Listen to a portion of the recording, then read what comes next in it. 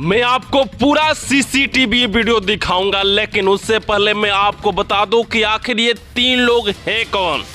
तो दोस्तों बता दो कि आकांक्षा दुबे को जिस प्रकार इस दुनिया से हटाया गया है, तो कहीं ना कहीं बॉलीवुड के तरह भोजपुरी में भी एक नेपोटिज्म वाला जो रूल था यहाँ पे भी अप्लाई होने लगा।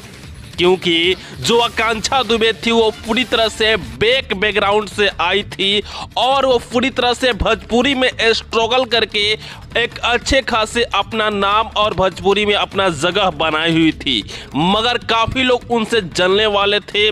और ये जो मामला बताया जा रहा है, लव का मामला बताया जा रहा है, मगर इसकी जांच बिहार पुलिस कर रही है और बिहार पुलिस पर हमें पूरा भरोसा है कि जल्द से जल्द जांच करके जो सीसीटीवी वीडियो वाला पूरा वीडियो है जल्द से जल्द सोशल मीडिया पर डालेगी। और हाँ दोस्तों, अगर आप सभी चाहते हैं कि आकांक्षा दुबे को जल्द से जल्द न्याय मिले, इसकी मिस्ट्री है वो सुलझे, तो प्लीज आप सभी इस वीडियो को लाइक करके इस वीडियो को अपने दोस्तों में शेयर कर दे। और जो लोग अभी तक चैनल को सब्सक्राइब नहीं किए, प्लीज चैनल को सब्सक्राइब कर दे। Thank you so much.